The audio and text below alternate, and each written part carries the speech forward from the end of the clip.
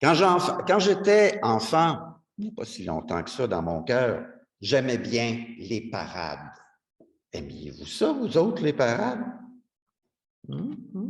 Contrairement à Québec, il n'y avait pas de garnison dans la ville où j'ai grandi et donc pas de régiment à admirer, défiler pour la rigueur géométrique de leur déploiement, au pas cadencé qui claque sur le macadam. Et bien sûr, on n'était pas impressionné par la prestance de ces hommes tout alignés dans leurs beaux habits, dans leurs uniformes. Non, dans une petite ville de province, on dirait, mais c'était littéralement ça, on avait plutôt une fanfare municipale. Un groupe de majorettes, qu'est-ce que vous voulez, les années 50 étaient sexistes.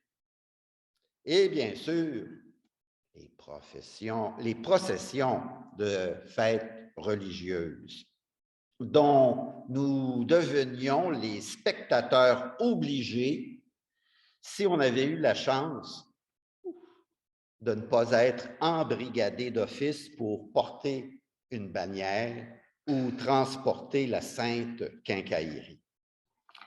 La déambulation nous conduisait par les rues de la petite ville, selon une logique qui m'échappe encore aujourd'hui.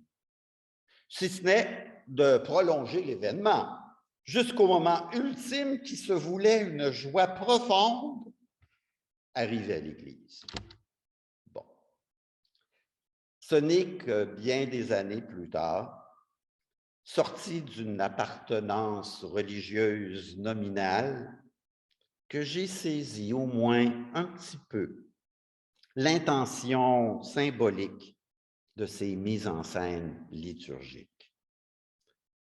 J'étais alors vibrant de mon éveil à la foi tout récent, une grâce de Dieu tout à fait méritée, je vous l'assure, et une expérience qui m'a transformé pour la suite de mon existence. Et c'est à la lecture de passages des Écritures comme celui-ci qui m'a semblé comprendre la pertinence continue de ces anciennes narrations, l'intention pédagogique dans leur transposition liturgique, puis, avec le passage du temps, des ans, ressentir combien ces extraits sont toujours d'une actualité douloureuse et criante. Car les exodes massifs de population sont à la hausse et vont le demeurer. Familles et individus qui doivent quitter leur foyer pour trouver leur subsistance, fuir les combats et les horreurs de la guerre, se mettre au loin des agressions criminelles ou des persécutions institutionnelles, abandonner leur lieu de résidence devenu inhabitable à cause des catastrophes dites naturelles. Les raisons sont multiples de ces exodes et il y en a, semble-t-il, toujours de nouvelles. Les actualités nous montrent régulièrement de tels groupes migratoires, compagnons d'infortune, malades et infirmes, victimes d'exactions sordides chemin faisant, en route vers l'espoir d'un avenir meilleur, si seulement ils peuvent se rendre au bout du chemin. Ce matin, l'extrait d'Ésaïe, repris dans les paroles de Jésus dans l'Évangile de Matthieu, cet extrait décrit une semblable aspiration en termes de guérison des handicaps humains. Les yeux des aveugles verront, les oreilles des sourds s'ouvriront.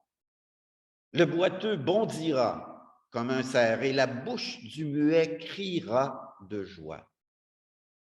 Et la description va de manière semblable pour le monde naturel. Les eaux jailliront dans le désert, des torrents dans la steppe. La terre brûlante se changera en lac.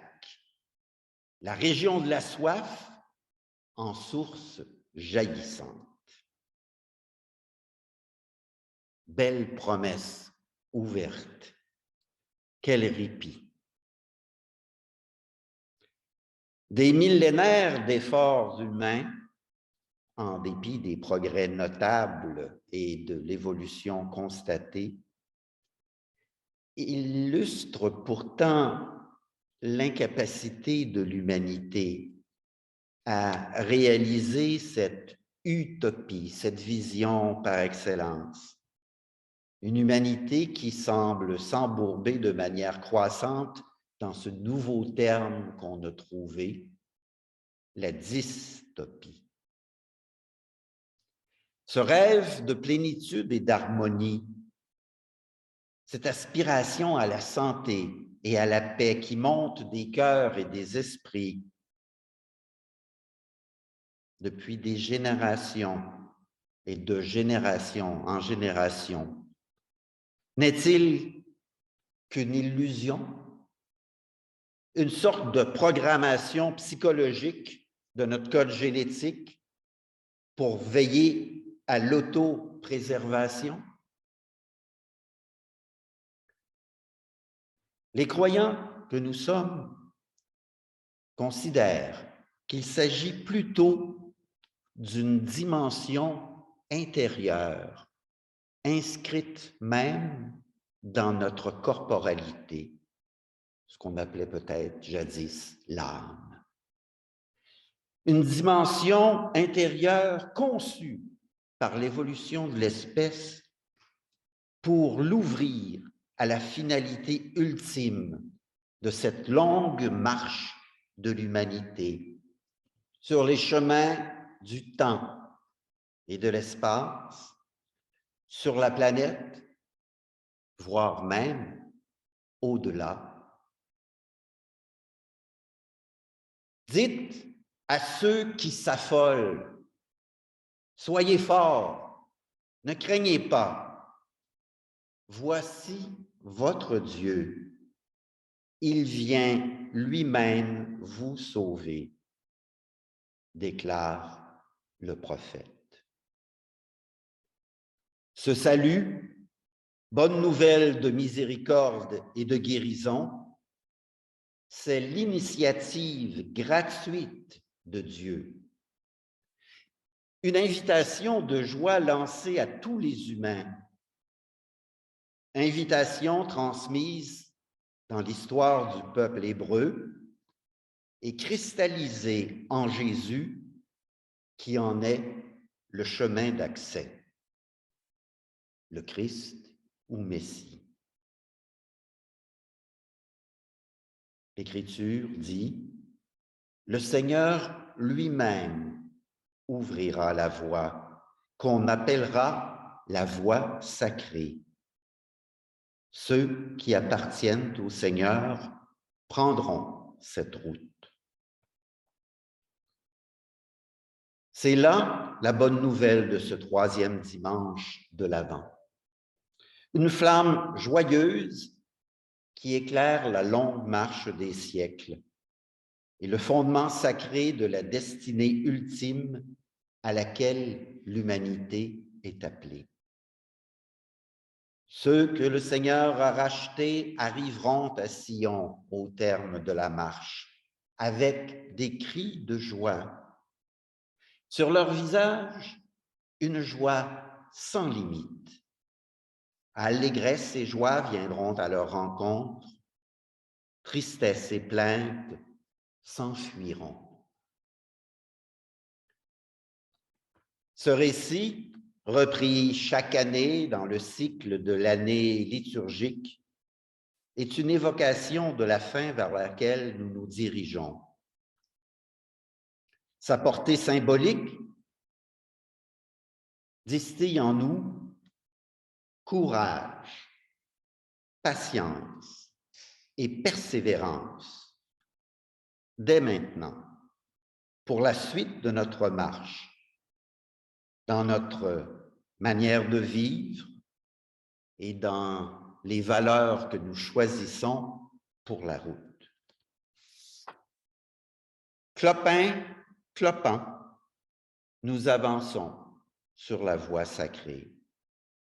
Et ce chemin, il est sacré non seulement parce que le Seigneur est en tête de la marche et que nous sommes à sa suite, mais bien parce que nous faisons route ensemble, vous et moi, avec tout le monde. Nous devenons les uns, les unes pour les autres, l'expression de l'image de Dieu. Nous rendons présent son amour, sa compassion, sa bienveillance, donc la puissance de sa grâce et de sa guérison. C'est nous, frères et sœurs, qui pouvons rendre possible l'irruption du sacré dans la vie immédiate. Nous sommes en route vers Sion, la montagne du Temple, image de l'accès total et permanent de l'humanité auprès de Dieu. C'est une route sacrée de guérison et de restauration qu'on peut véritablement qualifier, pour faire écho à la terminologie nouvelle, de virage ambulatoire. Avançons ensemble dans la joie. La force requise pour la marche nous sera donnée et, chemin faisant, par l'Esprit, on verra la gloire du Seigneur, la splendeur de notre Dieu, reluire sur le visage de nos compagnons et de nos compagnes de route. Amen.